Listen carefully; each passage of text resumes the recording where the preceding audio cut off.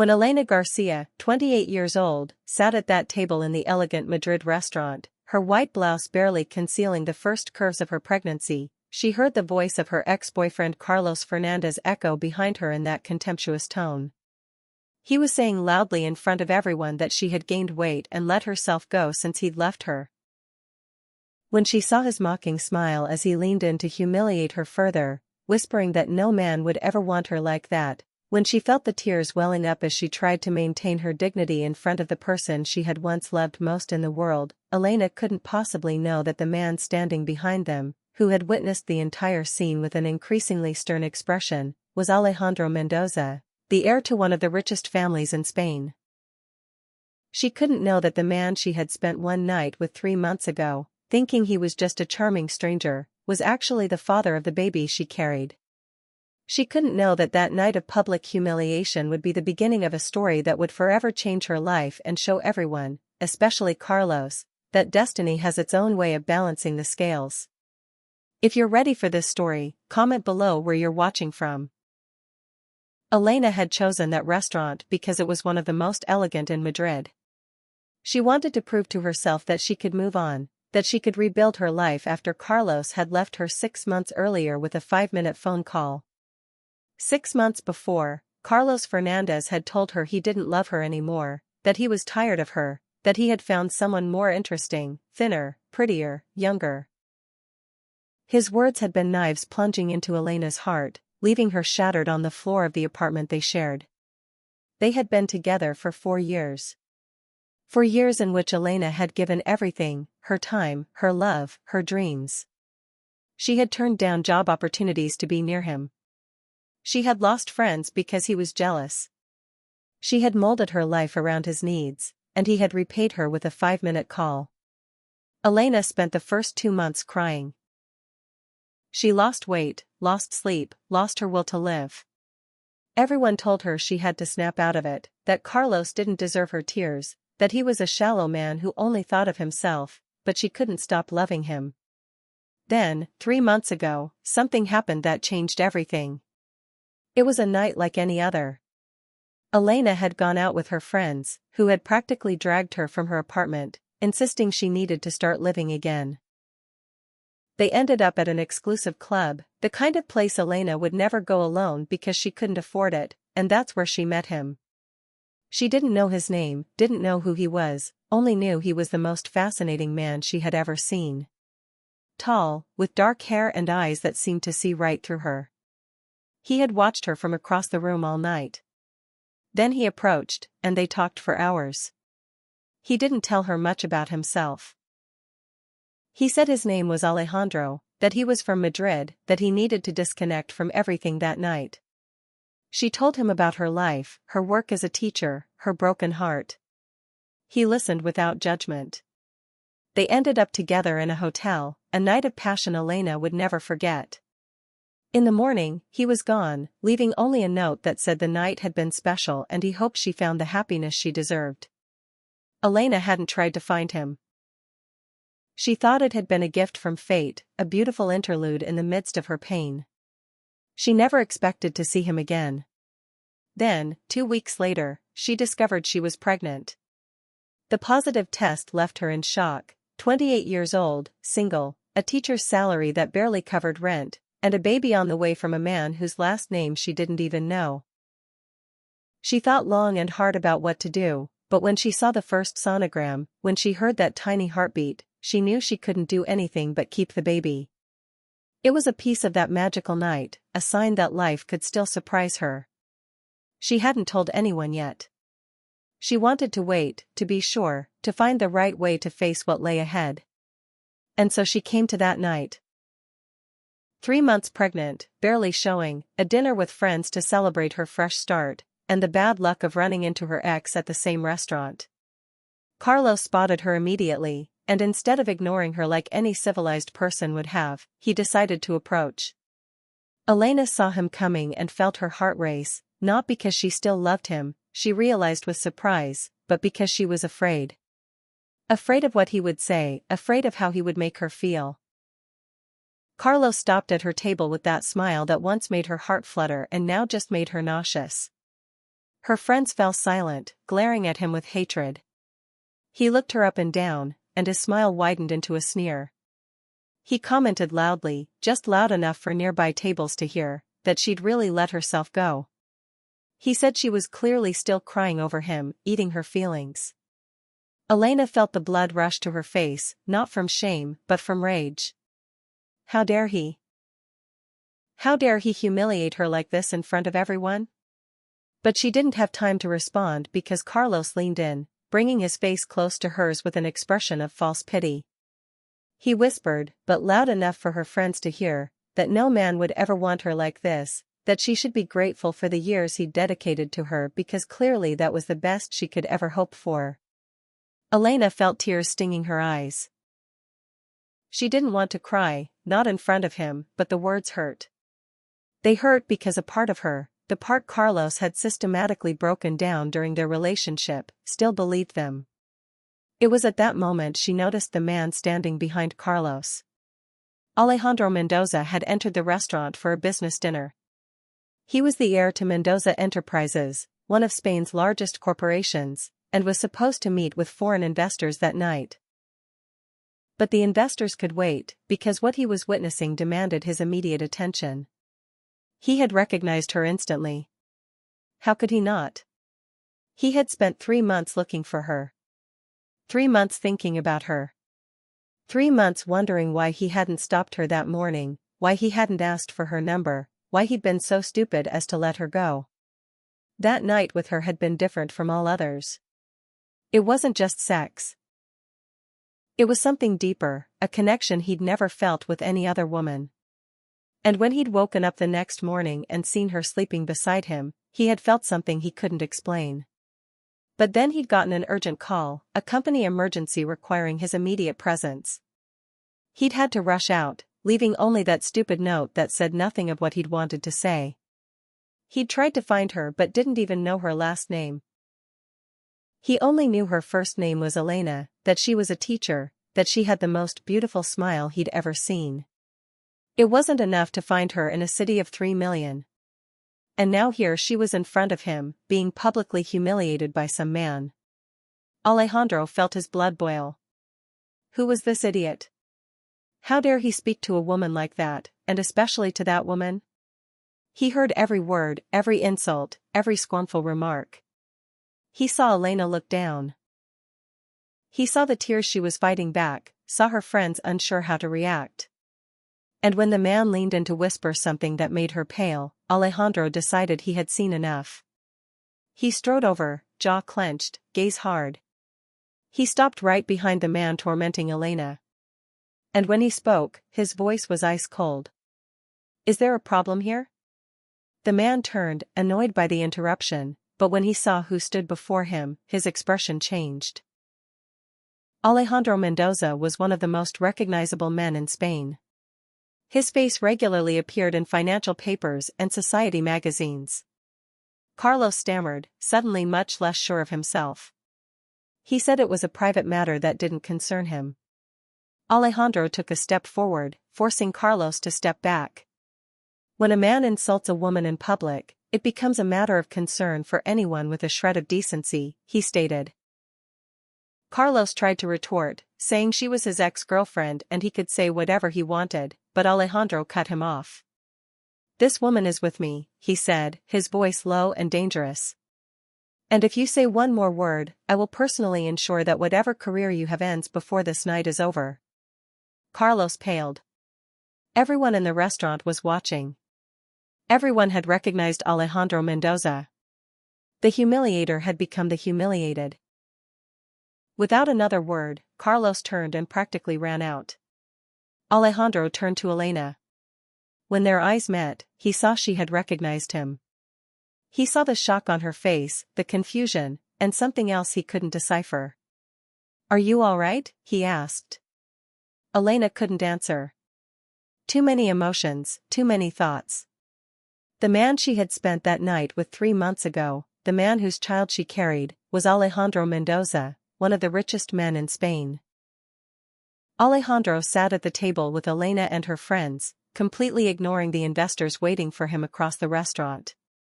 He didn't care about business, not in that moment. The only thing that mattered was the woman in front of him. Elena's friends, after recovering from their shock, found an excuse to leave them alone. Elena suspected they wanted to give her a chance to talk with this fascinating man who had just rescued her. If only they knew. They sat in silence for a long moment, just looking at each other. Alejandro searched for the right words. Elena searched for the courage to say what she had to say. He spoke first. "I've been looking for you for 3 months," he confessed. "I tried to find you. I hired private investigators.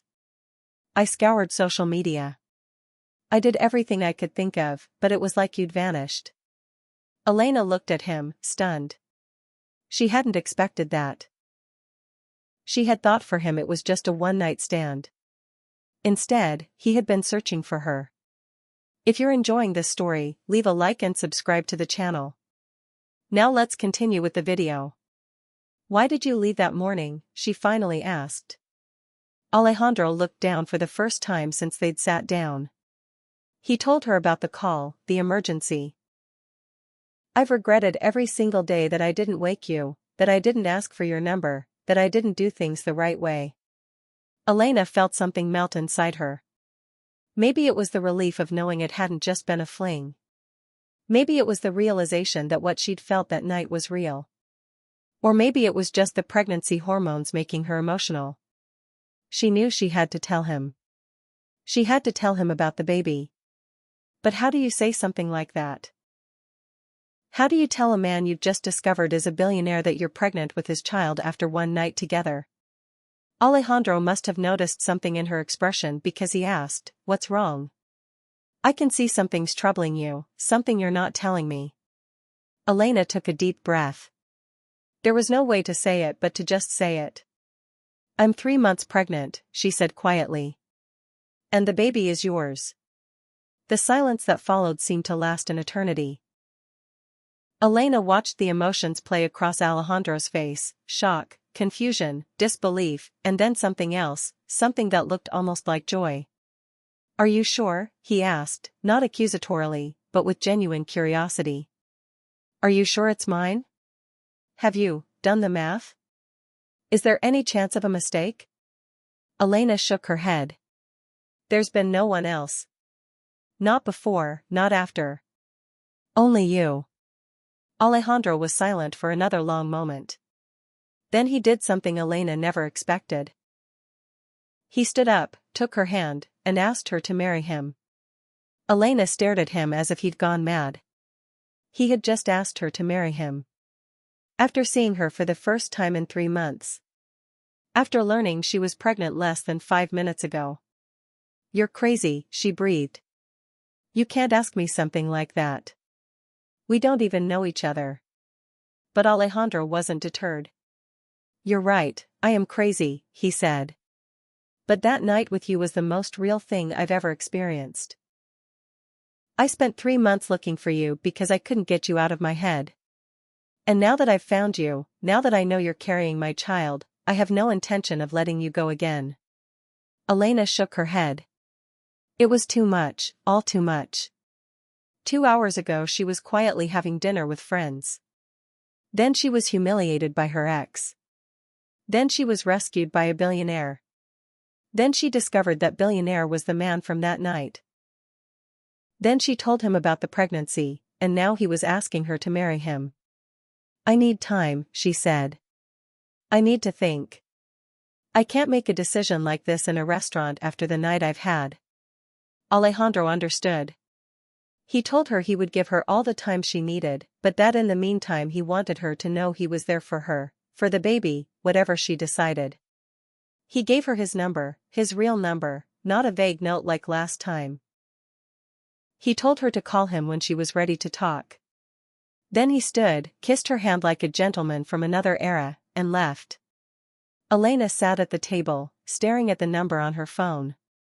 Her life had just turned completely upside down, and she didn't know what to think.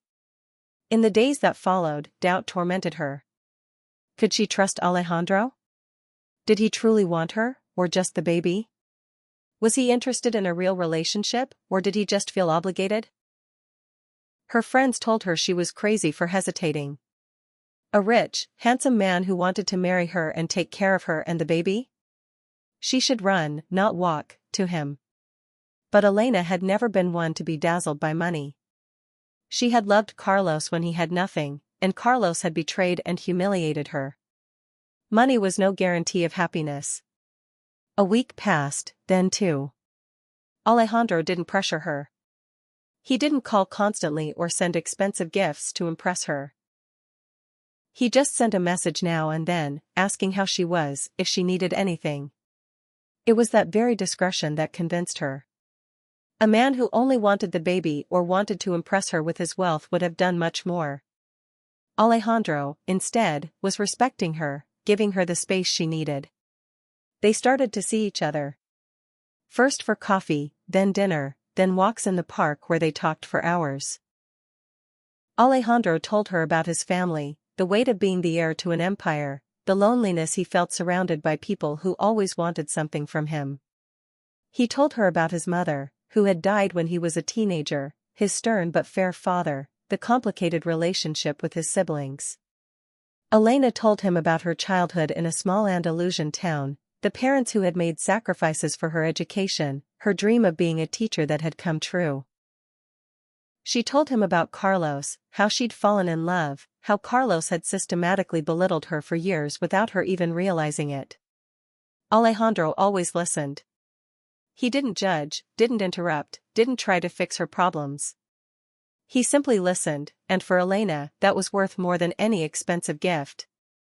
At the end of the second week, Elena called him. 6 months later, Elena Mendoza. Yes, she had taken Alejandro's surname after an intimate, beautiful wedding at the family estate in Marbella, was entering the ballroom of a luxury Madrid hotel for the charity gala of the year. Her 9-month baby bump was evident beneath a bespoke evening gown designed for her by one of Spain's most famous stylists.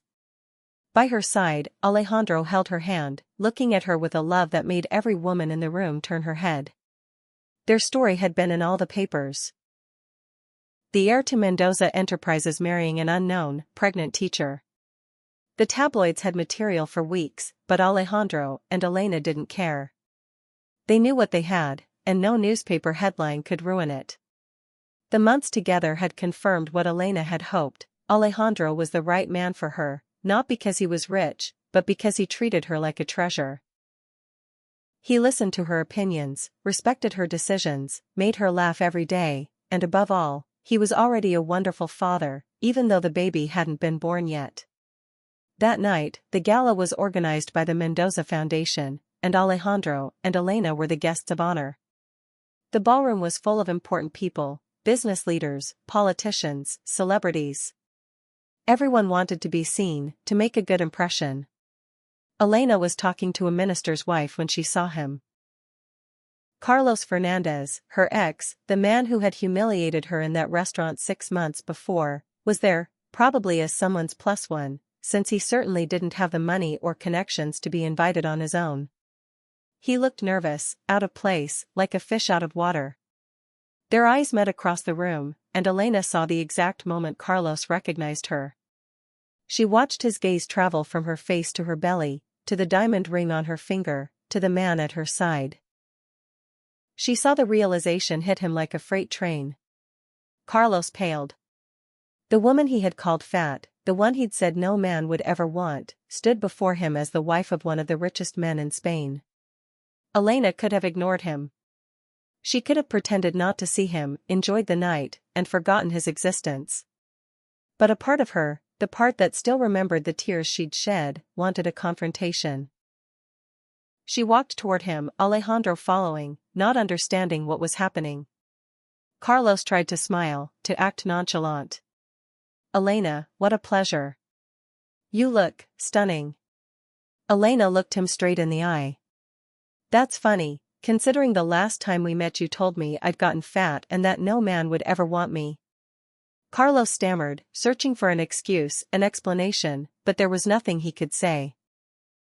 Alejandro, who had finally understood who this man was, stepped closer to Elena, putting an arm around her waist. He looked Carlos up and down. "You're the man who insulted my wife in a restaurant 6 months ago," he stated. Then he added, "Actually, I should thank you. If it weren't for your disgusting behavior, I might never have found the courage to approach Elena again." Carlos looked like he wanted the earth to swallow him whole. Elena smiled. Not with malice, but with the serenity of someone who has found peace.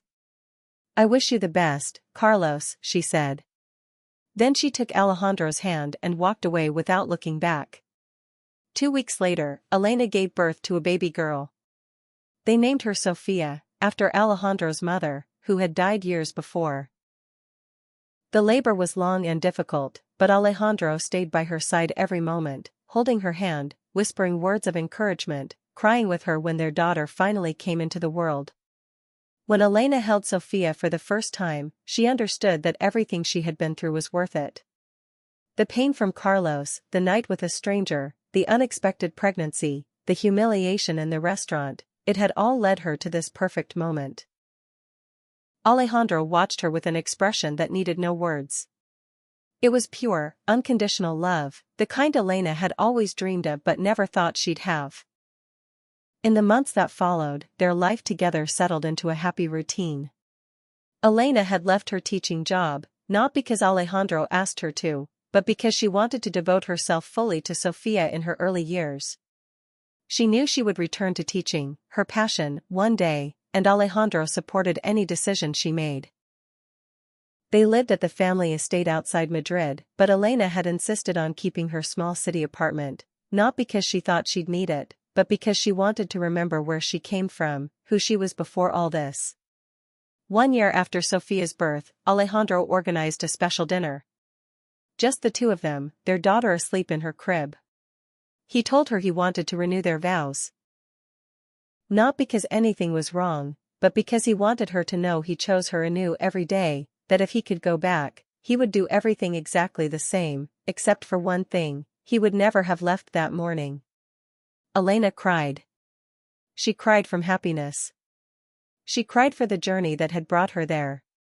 She cried for the woman she had become. She thought of that night 3 years before, when Carlos had called to say he was leaving her. She thought of how much she had suffered, how worthless and unloved she had felt.